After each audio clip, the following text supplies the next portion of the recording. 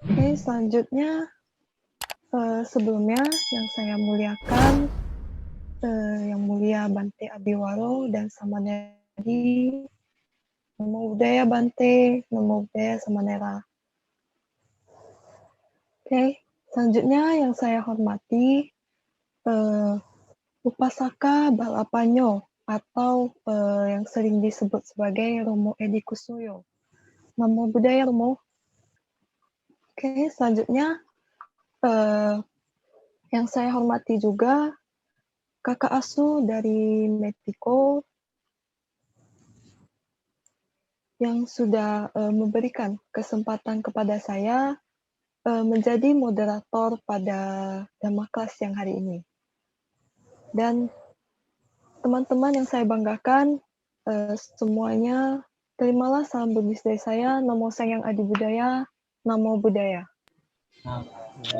Ya.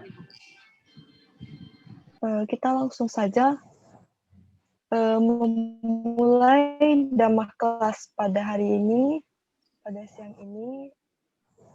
Nah, tapi sebelum kita memulai, saya akan memberikan biodata sedikit mengenai pembicara kita pada hari ini, yaitu Romo Edi Kusnoyo. Nah, nama lengkap beliau yaitu Edi Kusnoyo atau sering dipanggil sebagai Romo Edi. Beliau lahir di Pati pada tanggal 2 Mei 1991. Nah, beliau seorang sarjana pendidikan Buddha, lulusan Sekolah Tinggi Ilmu Agama Buddha, Semaratungga, Boyolali, dan beliau memiliki hobi, membaca dan bermeditasi. Beliau pernah menjadi seorang pabajita di bawah bimbingan Yang Mulia Nyana Suryanandi Mahatera. Mulai dari tahun 2014 hingga kini berdomisili di dataran tinggi Gayo atau Aceh Tengah, Provinsi Aceh. Beliau berprofesi sebagai penyuluh agama Buddha non-PNS dan juga pengajar pendidikan agama Buddha. Beliau juga seorang coffee enthusiast atau antusias kopi ya.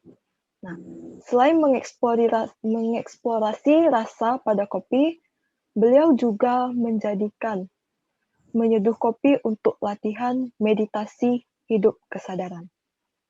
Nah, mungkin itu saja biodata singkat dari beliau. Untuk waktu dan tempatnya, saya persilahkan kepada Romo Edi Kusuyo untuk memberikan sharing Dhamma kepada adik-adik asuh Metiko. Silakan Romo untuk membuka Dhamma Class pada hari ini.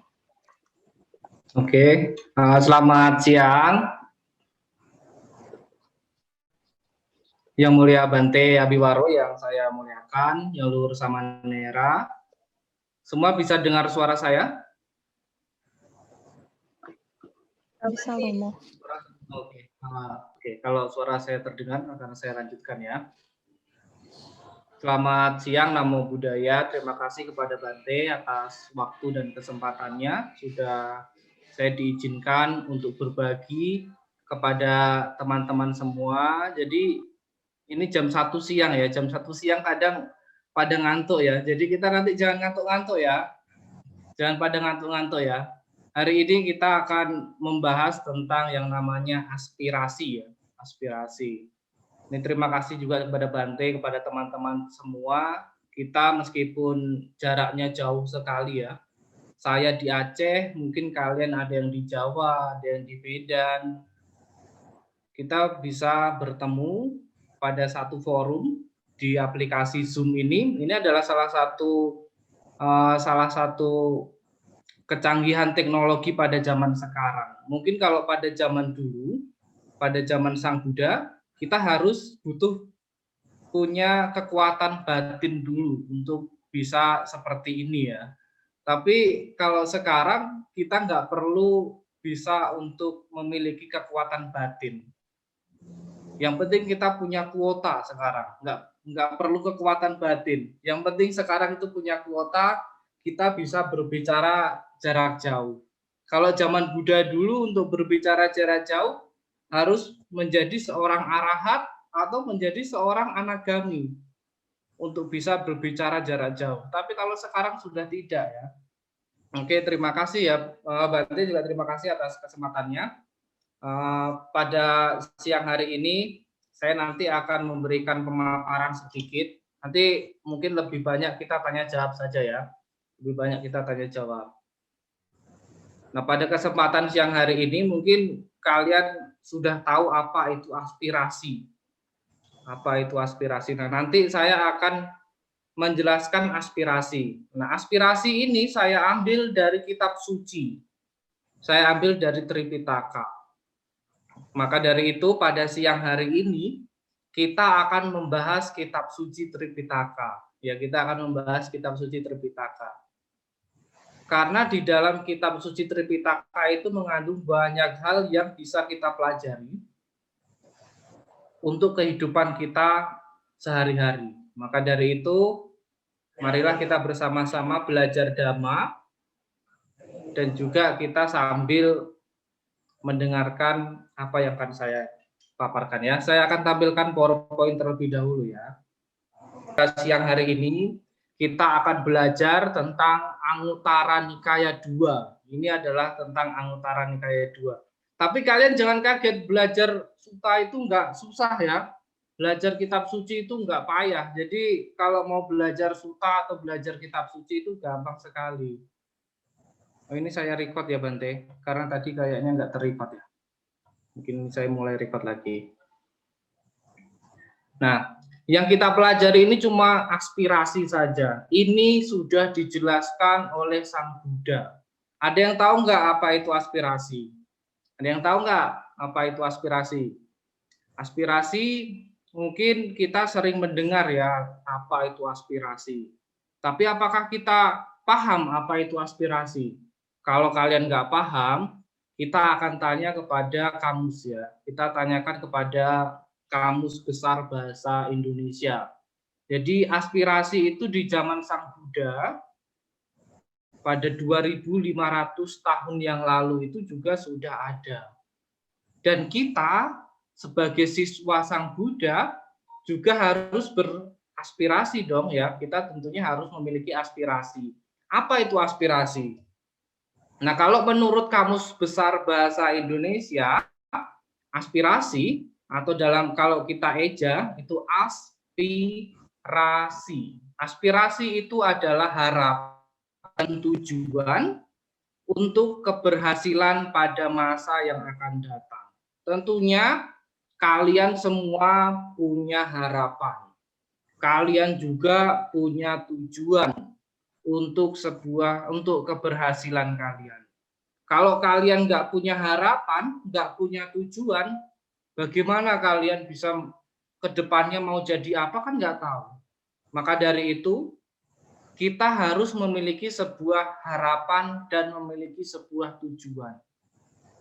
Tetapi kalau kita mau memiliki sebuah harapan dan juga memiliki sebuah tujuan, itu harus harapan yang baik dan juga tujuan yang baik. Tunggu sebentar ya, ini sepertinya speakernya. Oke. Nah, kalau kita mau punya harapan dan tujuan itu juga harus yang baik.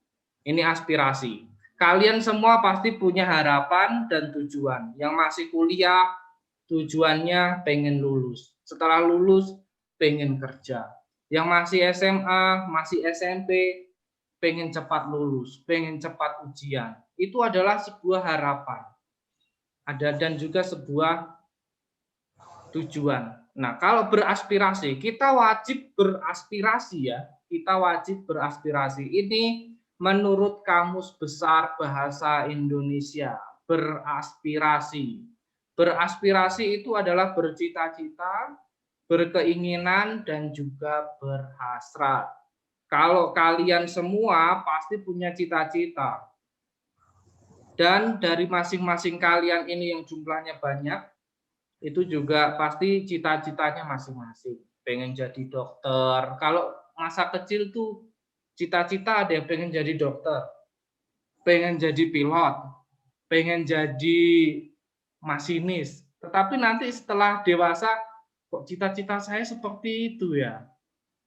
Harapan, keinginan, cita-cita, dan tujuan mungkin bisa berubah-ubah setiap waktu. Tetapi aspirasi yang diajarkan oleh Sang Buddha ini tidak akan berubah.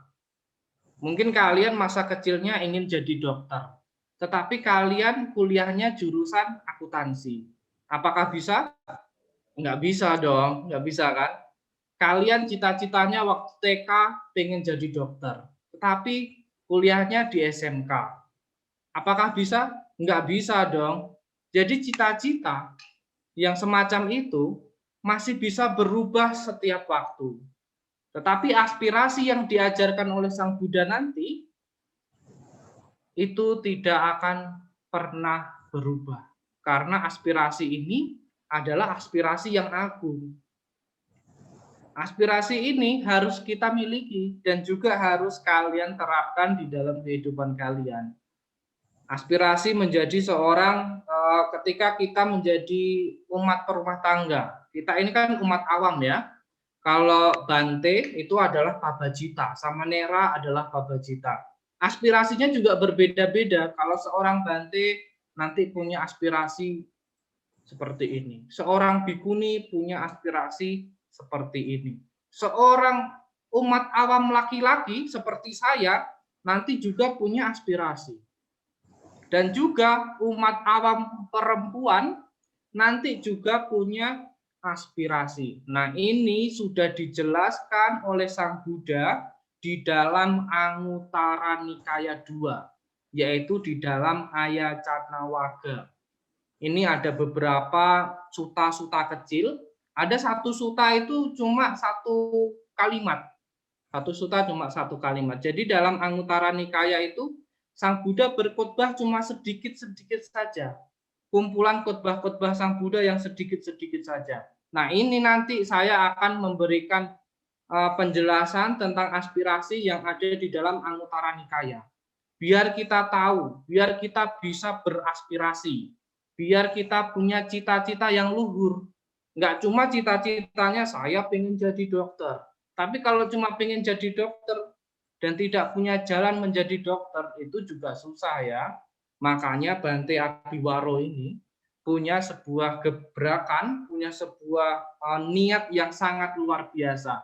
Kita harus berterima kasih ya kepada Bante ya. Karena kalian juga bisa sekolah dengan baik, bisa sekolah yang tinggi berkat Bante Abiwaro, dengan berkat Metiko, dengan adanya Metiko ini. Kita juga bisa bersama-sama di sini juga berkat forum yang Metiko ini. Kita bisa belajar Dhamma, kita bisa meraih cita-cita kita berkat Metiko. Maka dari itu, kalau kita sudah didukung seperti ini, kita sudah disokong seperti ini, kita juga harus punya cita-cita yang baik. Kita harus punya aspirasi yang baik. Maka dari itu, inilah aspirasi di dalam agama Buddha. Sang Buddha menjelaskan aspirasi untuk umat awam laki-laki, untuk umat awam perempuan, untuk biku, untuk bikuni, itu sendiri-sendiri. Jadi Sang Buddha sudah memisahkan sendiri-sendiri. Kalau kamu ini laki-laki, beraspirasilah seperti ini. Kalau kamu perempuan, umat awam, beraspirasilah seperti ini. Kalau kamu bikuni, beraspirasilah seperti ini. Kalau kamu biku, beraspirasilah seperti ini. Ini Sang Buddha menjelaskan kepada Ananda. Saya akan menjelaskan sedikit ya. Ini adalah aspirasi yang ada di dalam kitab suci, di dalam Ayacanawagga. Mungkin ini yang saya ambil hanya untuk umat awam laki-laki dan perempuan. Jadi kalau untuk Bante, untuk Samanera, untuk Bikuni mungkin nanti bisa lihat sendiri ya. Ini karena saya pikir yang di sini hanya umat awam saja, tapi mohon maaf yang luhur. Jadi Saya hanya mengambil sutanya untuk umat awam laki-laki dan perempuan. Nah, ini ada di ayat Canawaga. Dan ini kita nggak perlu pakai buku yang setebal ini. Ini adalah buku Majjhima Nikaya. Majjhima Nikaya. Tapi kalau Anguttara Nikaya ini kita buka di HP, itu sudah ada. Ya, meskipun tidak lengkap ya, itu sudah ada. Kita tinggal buka Google Chrome, kita tinggal cari Sutta Sentral. Atau kalau Sutta Sentral itu berbahasa Inggris ya. Kalau ada yang berbahasa Indonesia itu di damacita.org. Damacita. Itu banyak sekali kitab suci. Nanti saya akan kasih link-linknya ya supaya kita juga bisa belajar suta. Dan di dalam suta itu kita bisa mengambil kata-kata bijak. Jadi kalau kalian mau posting di Facebook, mau posting di Instagram, kalian bisa mengutip kata-kata bijak dari Sang Buddha sedikit demi sedikit dari kitab suci. Oke, ini akan saya lanjutkan ya. Nah, ini adalah yang dijelaskan oleh Sang Buddha. Ini untuk umat awam laki-laki ya. Untuk bagi saya dan laki-laki yang ada di dalam Zoom meeting ini. Sang Buddha menjelaskan kepada para biku seperti ini. Para biku, seorang umat awam laki-laki yang memiliki keyakinan jika beraspirasi dengan benar, maka harus beraspirasi sebagai berikut. Ini Sang Buddha menjelaskan kepada para biku. Jadi kalau umat awam laki-laki, jika ingin beraspirasi, harus beraspirasi seperti ini. Ini yang dijelaskan oleh Sang Buddha. Semoga aku menjadi seperti perumah tangga Cita dan Hataka dari Alawi. Apakah kalian kenal perumah tangga Cita dan Hataka dari Alawi? Ada yang kenal nggak? Yang namanya Cita dan Hataka. Ini dua orang ya, bukan satu orang ya. Namanya Hataka dan Cita. Hataka dan Cita ini kalau kalian nggak kenal, sudah ada komiknya ya. Komiknya sudah ada. Komiknya sudah dikeluarkan oleh Hipasiko Foundation. Kalian bisa, kalau kalian sudah punya komiknya, ada namanya Komik Body. Komik Body ini seri yang ke-9 kalau nggak yang ke-10. Itu dia komik ini menjelaskan tentang Hataka dan Cita. Mungkin nanti saya akan sedikit menjelaskan kenapa kok Sang Buddha meminta kita yang laki-laki ini kalau bercita-cita, kalau berkeinginan harus berkeinginan seperti Hataka dan Cita. Kenapa kok Sang Buddha sampai seperti itu? Kenapa Sang Buddha sampai meminta kita supaya kita seperti Hataka dan Cita? Banyak keistimewaan yang dimiliki oleh Hataka dan Cita. Bahkan Sang Buddha pernah memuji Hataka dan juga Cita. Nah, nanti akan saya jelaskan di sini ya. Oke, ini adalah yang dijelaskan oleh Sang Buddha. Sang Buddha pernah menjelaskan di dalam Sutta.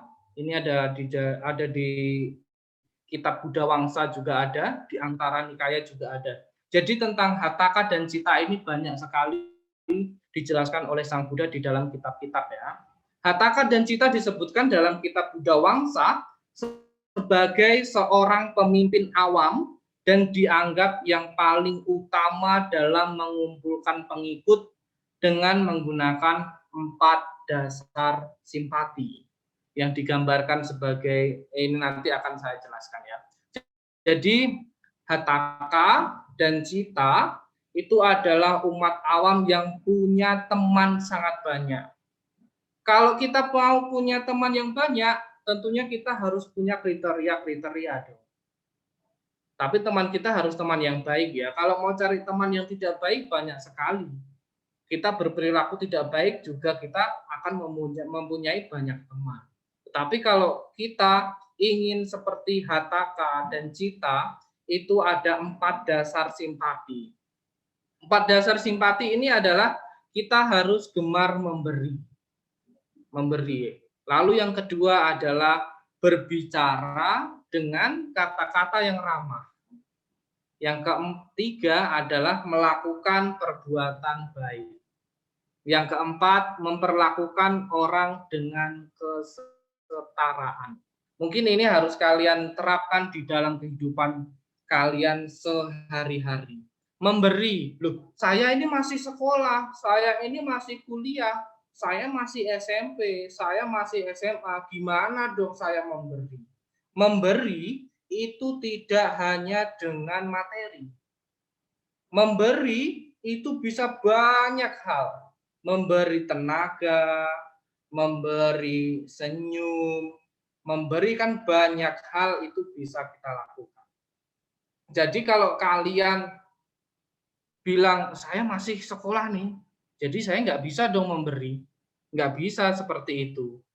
Memberi itu bisa kapan saja, di mana saja, setiap saat, dan tanpa alasan. Sang Buddha mengatakan bahwa kalau kita memberi itu menunda-nunda, itu nanti juga pahalanya bisa berkurang. Banyak cerita yang di dalam sutta, Buddha juga mengatakan bahwa kalau kita memberi itu masih mikir-mikir, ya kalau kita memberi masih mikir-mikir, saya berikan nanti besok, lusa, atau 1 minggu kemudian, itu nanti pahalanya juga bisa berkurang.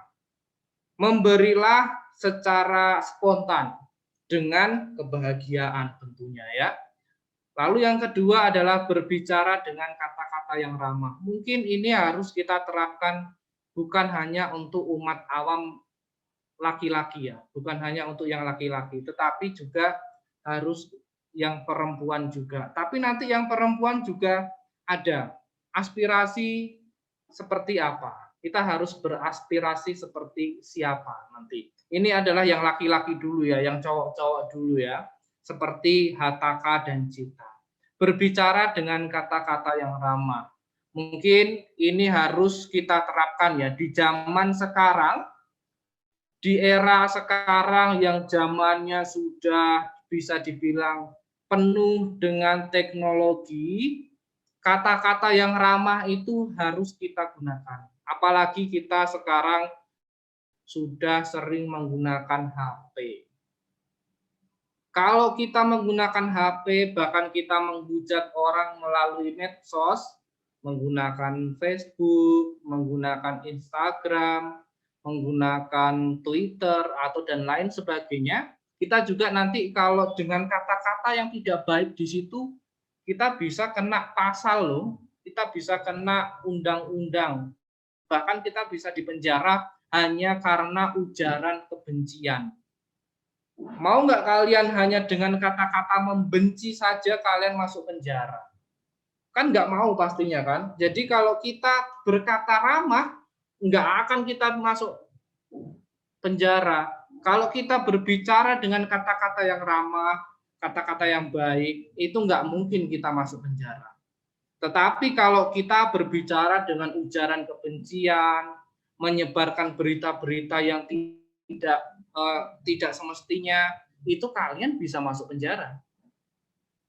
Maka dari itu, belajarlah berbicara dengan kata-kata yang ramah kepada siapapun. Berbicara yang ramah bukan hanya kepada orang yang lebih tua ya. Bukan hanya dengan orang yang lebih tua. Berbicara yang ramah itu kepada siapa saja. Kepada anak kecil, itu juga harus kita lakukan. Lalu yang ketiga di sini dikatakan adalah melakukan perbuatan baik. Hataka dan Cita adalah seorang umat awam yang banyak sekali melakukan perbuatan baik. Ini juga patut kita tiru. Makanya Sang Buddha menyarankan beraspirasilah seperti Hataka dan Cita. Dia ini dari Alawi ya, dari Alawi. Kalau kita nanti dari Medan, dari Jawa, jadi banyak sekali. Tapi yang harus kita gunakan adalah ini, yang dia lakukan. Melakukan perbuatan baik. Belajar Dhamma pada hari ini itu adalah salah satu perbuatan baik. Tapi kalau hanya belajar Dhamma, itu belum sempurna. Tetapi mempraktekkan dharma itu yang sempurna. Hataka dan Cita bukan hanya belajar dhamma, dia terus mempraktekkan dharma. Inilah yang dilakukan oleh Hataka dan Cita. Lalu yang keempat, memperlakukan orang dengan kesetaraan. Mungkin kalian harus tahu ini, memperlakukan orang dengan kesetaraan. Maksudnya bagaimana memperlakukan orang dengan kesetaraan? Maksudnya seperti ini ya. Jadi kalau kita punya teman kita di bawah kita, dia jelek, dia nggak pernah mandi, tetapi kita olok-olok, kita ejek, itu tidak dengan kesetaraan. Makanya perlakukanlah siapapun yang tidak kalian ketahui, pengemis, gelandangan, orang gila, siapapun jangan kalian anggap dia rendah. Tetapi anggaplah dia setara, sama dengan kita, bahwa dia adalah manusia yang hidup di alam samsara yang penuh dengan penderitaan. Maka dari itu, perlakukanlah semua orang dengan kesetaraan. Siapapun, di jalanan meskipun kalian nggak kenal, dimanapun meskipun kalian nggak kenal, perlakukanlah siapapun dengan setara. Nah, dengan kita memperlakukan orang lain dengan cara yang setara, maka kita juga akan dianggap menjadi manusia. Maka kita akan dianggap layaknya sebagai teman baik. Makanya di sini dikatakan bahwa Hataka dan Cita itu adalah umat awam yang punya banyak pengikut, punya banyak teman, karena dia memang memiliki 4 hal ini. Dan yang keempat inilah yang paling penting, memperlakukan orang dengan kesetaraan. Kalau kita sudah memperlakukan orang dengan kesetaraan, maka kita akan punya banyak sekali teman yang baik. Itu yang perlu kita miliki ya. Nah, Sang Buddha memuji perumah tangga Hataka karena perumah tangga Hataka ini punya 8 kualitas yang mengagumkan dan menakjubkan. Nah, ini harus kita miliki ya, 8 hal ini. 8 hal ini paling penting untuk kita. Ini adalah tahun 2021, tahun serba teknologi, bahkan sekarang adalah tahun ini kita masuk 2021 baru 17 hari. Baru 17 hari. Tetapi bencana silih berganti. Dari kecelakaan pesawat, terus ada gempa, terus ada banjir, terus ada tanah longsor, bahkan pandemi virus coronanya makin merajalela. Kita baru 17 hari. Maka dari itu 8 kualitas yang dimiliki oleh Hataka ini harus kita terapkan di dalam kehidupan kita saat ini. Bahkan kemarin Gunung Semeru baru saja meletus. Gunung Merapi juga sama. Bencana sekarang di mana-mana dan kita harus tetap waspada karena kita nggak tahu kapan bencana itu akan ada pada kita. Maka dari itu, beraspirasilah yang baik, bercita-citalah yang baik, dan juga berkeinginanlah yang baik. Nah, inilah 8 kualitas yang dimiliki oleh Hataka ya. Ini yang harus kita miliki. 1, memiliki sedikit keinginan. Ia, Hataka, memiliki keyakinan, memiliki rasa malu, segan, semangat, perhatian, konsentrasi, dan kebijaksanaan. Nah, 8 ini yang harus kalian miliki. 8 ini yang harus kalian miliki. Oke, saya stop PowerPoint-nya dulu biar saya, karena 8 itu yang harus saya akan menjelaskan tentang 8 itu ya sedikit demi sedikit. Jadi kalau kita sebagai umat awam ini bukan hanya untuk umat awam laki-laki saja ya, tetapi juga untuk umat awam yang perempuan memiliki sedikit keinginan. Kita semua pasti punya keinginan kan? Ingin punya HP, ingin punya motor, ingin punya ini, ingin punya itu, ingin punya semua yang ada di dunia ini, bahkan ingin kita miliki.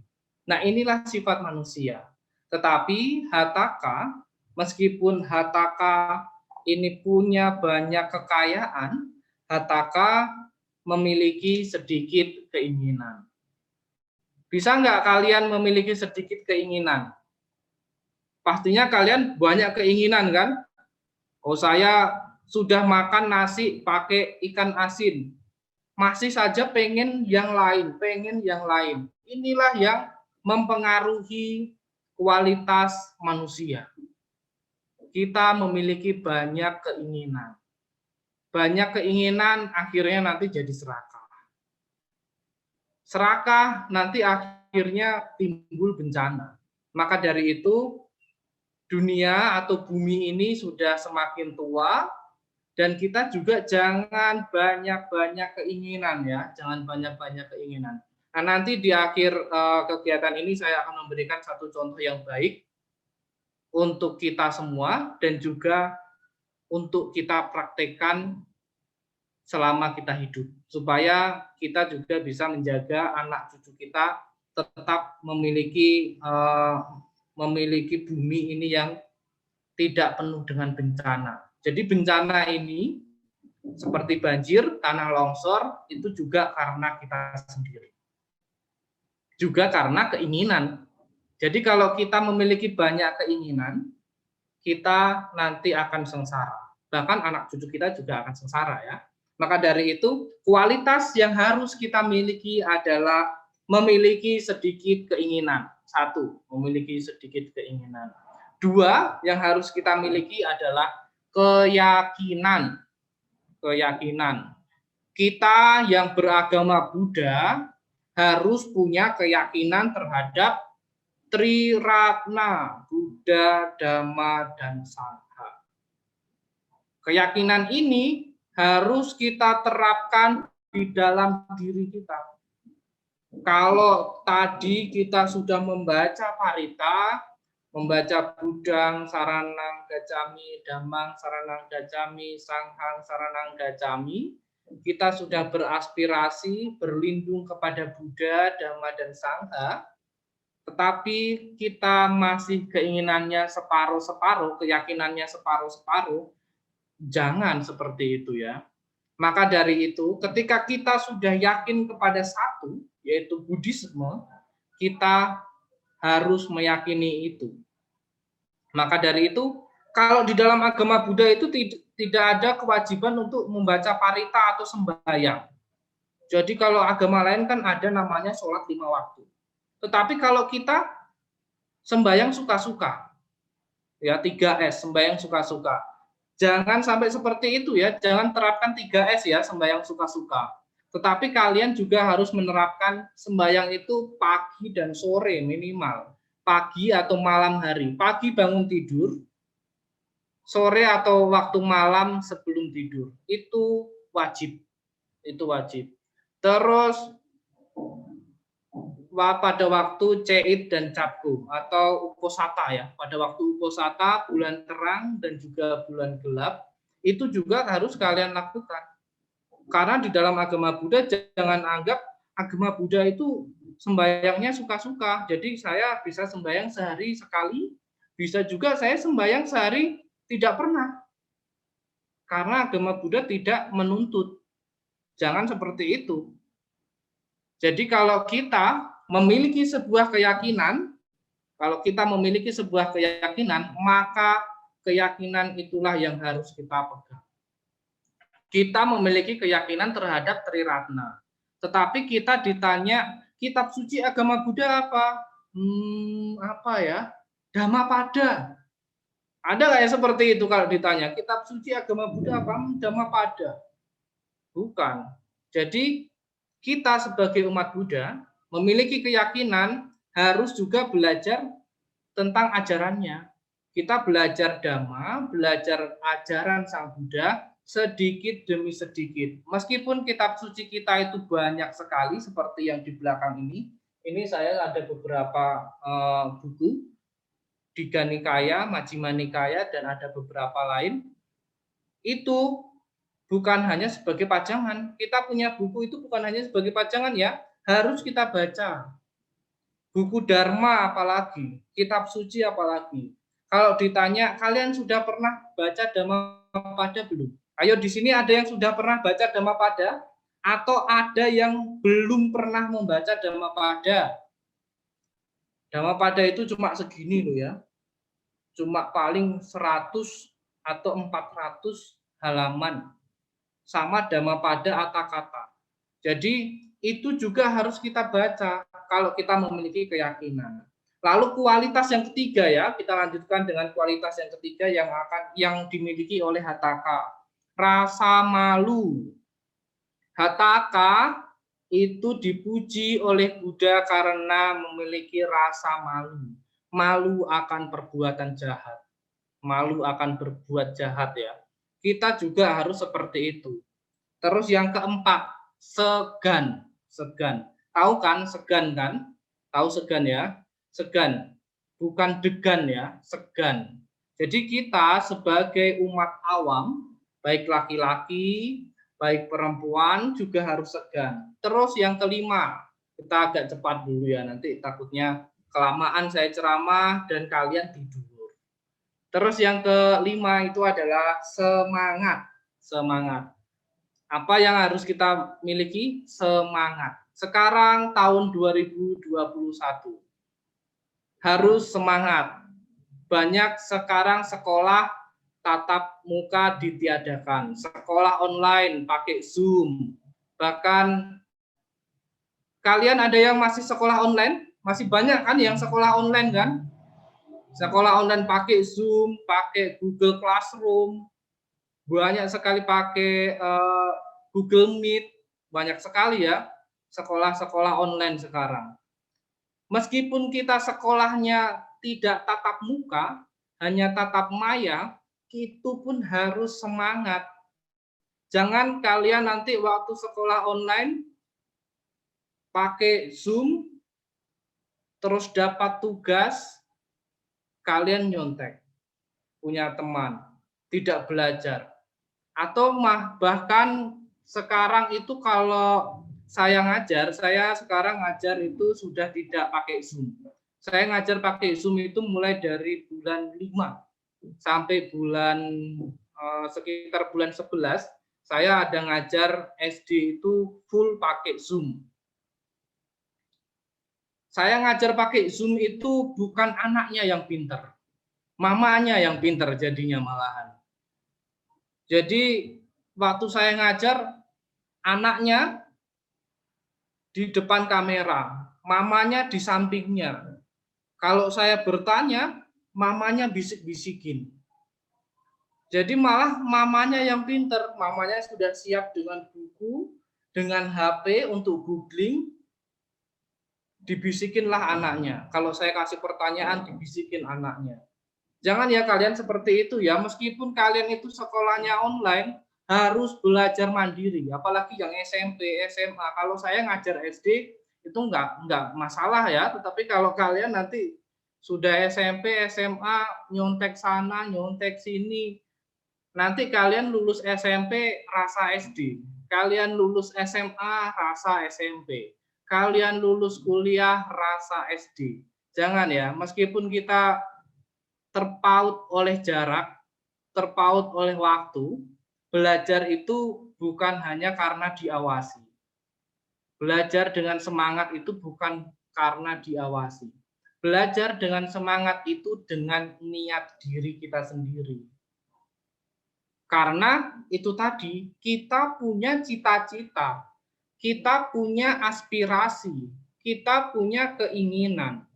Kalau kita punya itu dan tidak ada semangat di dalam diri, bagaimana kita bisa menciptakan cita-cita kita? Bagaimana kita bisa mewujudkan cita-cita kita?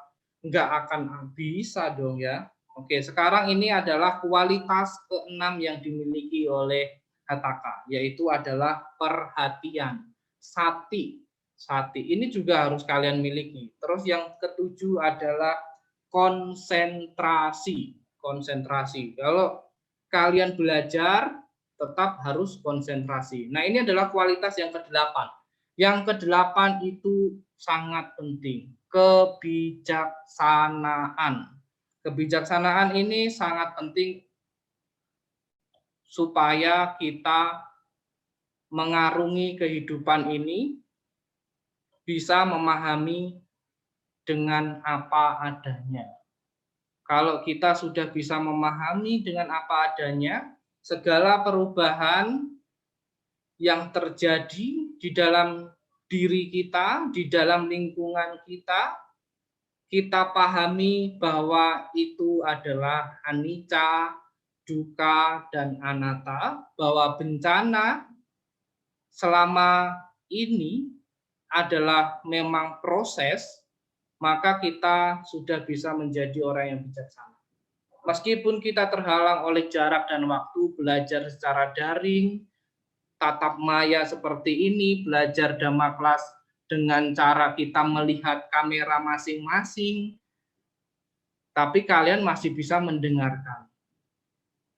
Maka dari itu, kebijaksanaan di masa ini tetap harus kita kembangkan. Kalau kalian tidak punya kebijaksanaan di 17 hari ini, mungkin kalian bisa stres ya.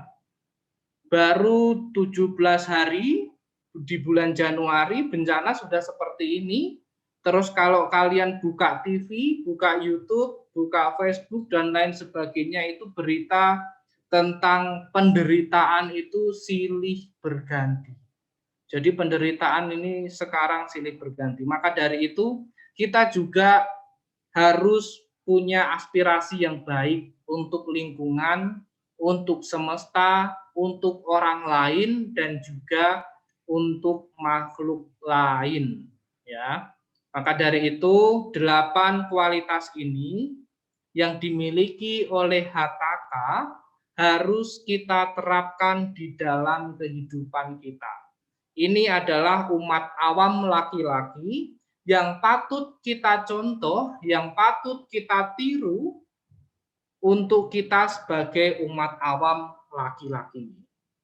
Nah, nanti untuk umat awam perempuan saya akan kasih tahu ya setelah ini sebentar lagi, karena sudah jam 2:07, saya akan kasih tahu ini adalah umat awam perempuan. Nah, bagi kalian para perempuan,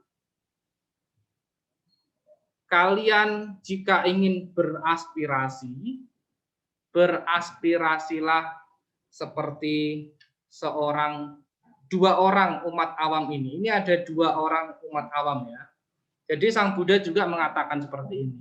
Para biku seorang umat awam perempuan yang memiliki keyakinan beraspirasi dengan benar, maka harus beraspirasi sebagai berikut. Ini adalah yang harus kita ucapkan. Semoga aku menjadi seperti umat awam perempuan Kujutara dan Welukantaki Nandamata. Ini mungkin kalian masih asing ya. Mungkin kalian masih asing. Ada umat awam namanya Kujutara, ada umat awam namanya Welukantaki Nandamata. Jadi ada 2 umat awam ini yang patut kita contoh. Ini adalah umat awam siswa Sang Buddha. Siswa Sang Buddha. Jadi pada 2500 tahun yang lalu itu Sang Buddha sudah menjelaskan seperti ini. Mungkin kalau kalian asing, mungkin kalian tidak sering membaca buku ya. Kalau mungkin kalian asing. Jadi 2 orang ini, Kujutara dan Welukantaki Nandamata, kalau kalian sering membaca Dhammapada, kalian juga mungkin tidak asing lagi dengan yang namanya nanda mata. Seorang namanya nanda mata, terus kujutara. Nah, apalagi kujutara ini ya, kujutara ini adalah ada di dalam Dhammapada Atthakatha. Ada di dalam Dhammapada Atthakatha. Tetapi kalau yang Welukantaki Nandamata ini juga sudah ada yang di dalam bahasa Indonesia, ada kisahnya. Kalau kalian sering googling tentang ajaran Sang Buddha, mungkin juga kalian akan pernah mendengar dua orang ini. Oke, saya akan kasih tahu secara singkat siapakah dua orang ini ya. Tetapi yang harus kita ketahui adalah sifat-sifat baiknya. Ini singkatnya sebagai yang namanya kujutara ya. Kujutara mungkin kalian bisa lihat di layar kalian atau kalian bisa lihat di layar HP itu juga. Kalau nggak kelihatan, saya bacakan karena ini tulisannya kecil-kecil. Jadi kujutara ini dia adalah, kalau dia itu adalah seorang pelayan ya, dia adalah seorang pelayan. Kuju dalam bahasa Pali itu adalah bungkuk, bungkuk. Dan utara, kuju itu dari kata kuja ya. Kuja itu adalah bungkuk. Dan utara itu adalah asal dia. Maka dari itu dikatakan kujutara, itu adalah wanita bungkuk dari utara. Nah, dia kujutara, bungkuknya itu sejak lahir. Dia bungkuk karena pada masa kehidupan yang lampau, dia pernah mengolok-olok seorang paceka Buddha. Jadi ada seorang Buddha paceka atau paceka Buddha yang bungkuk lalu diolok-olok. Nah, pada kehidupan yang akan datang, dia terlahir bungkuk. Nah, kujutara ini terlahir bungkuk. Maka dari itu, saya tadi kan sudah mengatakan, sebagai seorang umat awam, perlakukanlah orang lain secara setara. Lihat orang kakinya pincang, terus kalian olok-olok. Lihat orang bungkuk, kalian ejek. Jangan seperti itu. Siapa tahu yang kalian olok-olok atau yang kalian ejek itu adalah seorang paceka Buddha atau seorang arahat. Hati-hati. Maka dari itu, lebih baik kita berkata-kata baik daripada berkata yang tidak baik. Kalau kita berkata yang tidak baik, bisa saja pada kehidupan yang akan datang akan berimbas kepada kita, atau bahkan secara langsung akan berimbas di kehidupan saat ini. Nah, ini sebagai kisah kujutara. Kujutara ini adalah kita bisa tahu bahwa kujutara ini dulunya adalah orang yang punya perbuatan buruk, tapi dia juga punya perbuatan baik. Kujutara menjadi gadis pelayan untuk Kujutara itu pernah menjadi gadis pelayan selama 500 kelahiran. 500 kelahiran loh. Kelahiran besok, lahir lagi besok, besok lagi sampai 500. Karena apa? Karena dia pernah menyuruh dengan cara yang tidak sopan seorang bikuni. Bikuni ini sudah mencapai tingkat kesucian arahat. Malah disuruh-suruh untuk melakukan sesuatu untuknya. Wah, jangan sampai seperti itu ya. Kalian jangan contoh kujutara yang perlakuannya yang buruk ya. Nanti kita umat awam perempuan harus lakukanlah seperti kujutara, tapi yang baik saja. Nah, ini adalah kujutara karena dia pernah berbuat buruk, maka dari itu dia melakukan banyak perbuatan baik. Sampai 500 kelahiran loh. Hati-hati ya, hati-hati ya. Gunakanlah mulutmu, gunakanlah pikiranmu, gunakanlah tangan dan kakimu itu hanya untuk hal-hal yang baik saja ya. Lalu yang ketiga ini, kujutara memahami Dhamma hanya dengan sekali mendengarkan. Itu adalah akibat dari kecekatannya menawarkan gelang gading miliknya sebagai alas mangkuk dana makan sehingga mengurangi panasnya makanan di tangan Paceka Buddha.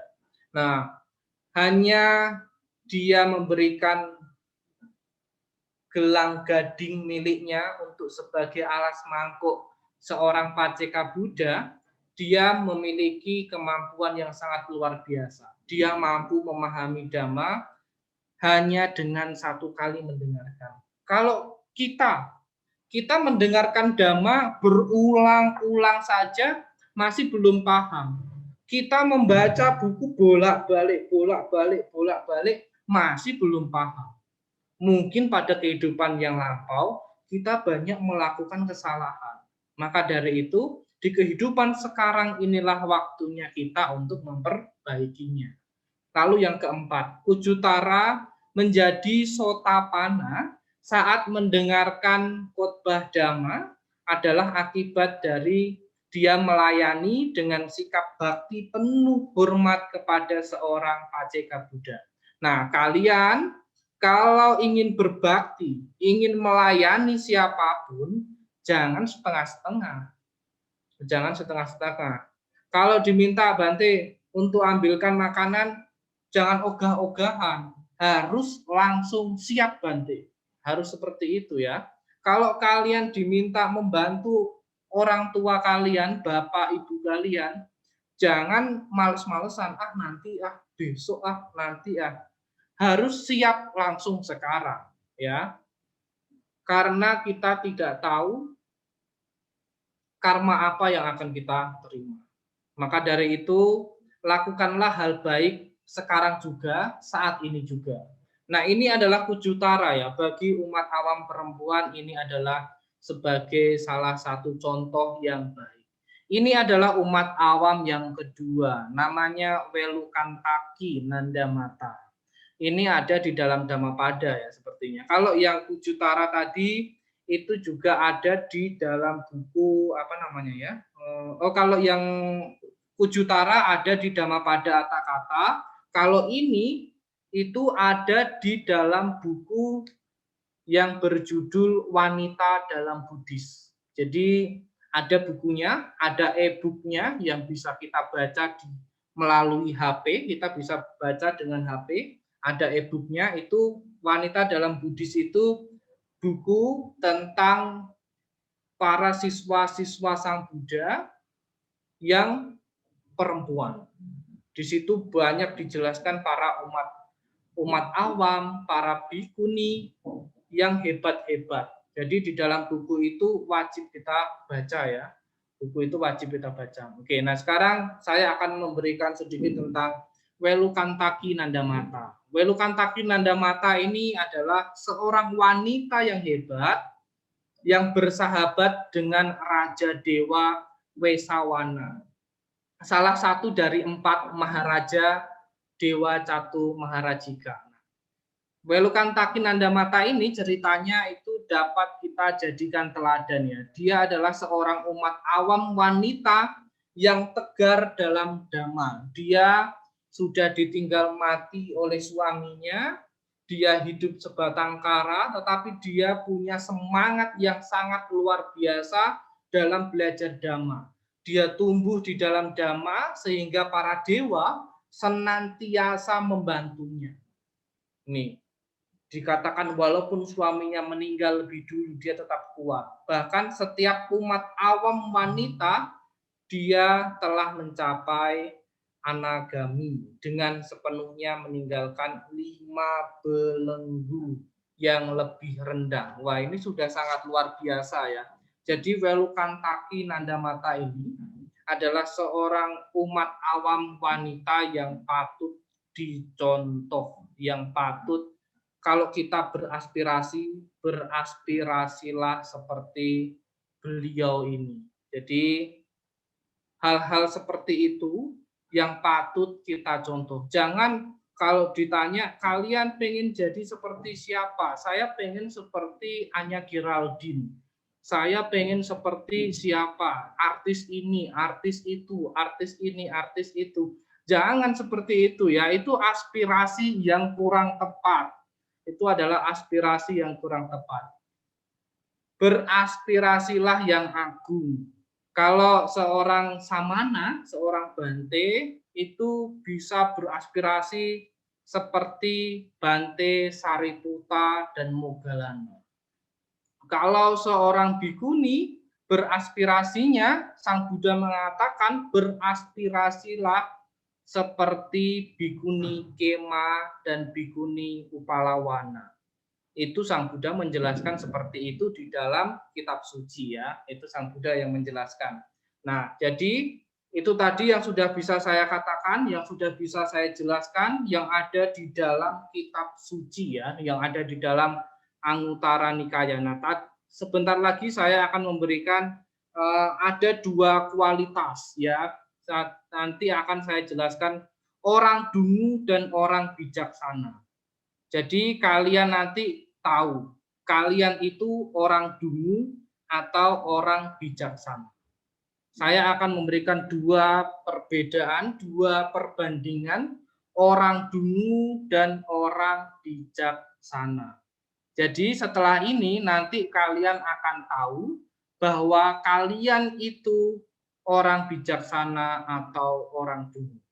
Jadi silakan dilihat PowerPoint-nya lagi. Tunggu ya. Saya akan menjelaskan lebih cepat, 10 menit ini supaya kalian tahu bahwa kalian ini bijaksana atau orang dungu ya. Orang dungu itu orang bodoh ya. Orang dungu itu bodoh ya. Oke. Ini adalah kualitas yang dimiliki orang dungu. Kalau orang dungu, dia tanpa menyelidiki, tanpa memeriksa, dia memuji orang yang dicela. Malah dia mencela orang yang layak dipuji. Apakah kalian seperti itu? Apakah kalian seperti itu? Ada orang yang layak untuk dipuji, malah kalian olok-olok. Ada kalian seperti itu? Kalau kalian seperti itu, berarti kalian ini punya kualitas orang dungu. Tetapi kalau kalian orang bijaksana, mungkin kalian seperti ini. Kalian menyelidiki dulu, mencari tahu dulu, memeriksa dulu, apakah orang ini layak untuk dicela, silahkan kalian cela. Tetapi kalau kalian sudah menyelidiki dan sudah kalian periksa bahwa orang ini layak untuk dipuji, berarti pujilah dia. Itu berarti kalian orang bijaksana, menyelidiki dan juga memeriksa. Tetapi kalau orang dungu tanpa menyelidiki, tanpa memeriksa, langsung hajar. Itu yang terjadi kalau di Facebook ya. Nggak tahu-tahu ada orang posting apa, langsung di komen yang jelek. Ada yang seperti itu. Jangan seperti itu ya. Oke, sekarang ini ada lagi orang dungu. Kalian seperti ini atau tidak? Tidak menyelidiki, tidak mencari tahu, tidak memeriksa, kalian langsung percaya saja sesuatu yang manfaatnya masih mencurigakan. Terus lagi, kalian mencurigai sesuatu yang manfaatnya sudah terpercaya. Ini adalah ciri-ciri orang dungu, ciri-ciri orang bodoh. Jangan seperti ini. Kalau kalian punya ciri-ciri seperti ini, tolong diperbaiki. Kalau kalian bijaksana, mungkin kalian akan seperti ini ya. Nah ini, kalian menyelidiki dulu, kalian memeriksa dulu. Ini mencurigai sesuatu yang manfaatnya mencurigakan. Lalu mempercayai sesuatu yang manfaatnya terpercaya. Lah inilah orang bijaksana. Percayalah pada sesuatu yang terpercaya. Itu adalah orang bijaksana. Ini ada lagi. Kalau orang dungu itu seperti ini. Berperilaku buruk terhadap dua individu. Dua individu itu ada ibu dan ayah. Apakah ada di antara kalian ini yang seperti itu? Kepada bapak ibunya suka marah-marah. Kepada bapak ibunya kalau minta ini minta itu tidak dituruti, langsung ngambek, langsung hajar piring, hajar mangkuk, dijatuhkan semuanya. Bahkan minggat dari rumah selama 1 minggu atau 2 minggu. berperilaku buruk terhadap ayah dan ibu itu adalah ciri-ciri orang bodoh, ciri-ciri orang dungu. Kalau kalian ada yang seperti itu, tolong diperbaiki mulai sekarang ya. Nanti setelah ini kalian akan tahu, saya ini ternyata masih ada sedikit dungunya ya. Jadi nanti kalian akan tahu ya. Jadi kalian bisa beraspirasi nanti. Jadi ini adalah orang dungu. Kalau kalian itu orang bijaksana, kalian pasti akan berperilaku baik kepada ibu dan ayah kalian, menyiapkan makan, memasakkan. Kalau orang tuanya sakit dirawat, dibelikan obat, dibuatkan obat. Itu adalah salah satu orang yang bijaksana. Kenapa? Kita harus berperilaku baik kepada ibu dan ayah. Karena ibu dan ayah ini adalah Buddha yang masih hidup pada saat ini. Ini lagi, orang dungu. Orang dungu berperilaku buruk terhadap dua individu, Sang Buddha dan para siswanya. Kalau kalian berperilaku buruk kepada Bante, kepada Samanera, Samaneri, mungkin kalian orang dungu. Tetapi kalau kalian berperilaku baik terhadap Bante, Bikuni, Samanera, Samaneri, berarti kalian adalah orang bijaksana. Itu ya, kalian sudah tahu kan? Kalian termasuk orang dungu atau orang bijaksana. Nah, ada dua hal lagi yang harus kita miliki. Membersihkan pikiran dan juga tidak, ini bukan melekat ya, ini melekat ya. Ada salah tulis, tidak melekat pada apapun di dunia. Terus ada lagi dua hal, kemarahan dan permusuhan. Jangan punya dua hal ini, tapi kalian harus punya dua hal ini. Melenyapkan kemarahan dan melenyapkan permusuhan. Itu yang harus kalian miliki. Ya, ini sudah selesai saya memaparkan materinya. Jadi kalau nanti kalian mau bertanya, silakan nanti bertanya. Nanti akan dipandu oleh moderatornya ya. Jadi kalau kalian sudah tahu kalian ini orang dungu ataukah kalian orang bijaksana. Sudah bisa kan membedakan bahwa kalian itu orang dungu atau orang bijaksana, atau bahkan kalian ini, oh saya masih ada sedikit dungunya karena saya masih jahat kepada ibu dan bapak saya. Saya masih ada dungu-dungunya karena saya masih suka marah-marah. Saya masih berperilaku yang tidak baik. Jadi mulai hari ini akan saya perbaiki supaya saya bisa menjadi kualitas orang yang bijaksana. Ketika saya sudah memiliki kualitas yang bijaksana, saya akan tepat beraspirasi seperti umat awam laki-laki atau umat awam perempuan tadi. Jadi beraspirasilah seperti umat awam laki-laki dan perempuan Hataka dan Cita atau Nandamata tadi dan Ujutara. Itu yang harus kalian miliki ya. Oke, itu saja yang bisa saya sampaikan pada siang hari ini. Mungkin sudah 1 jam ya saya memberikan pemaparan tentang aspirasi.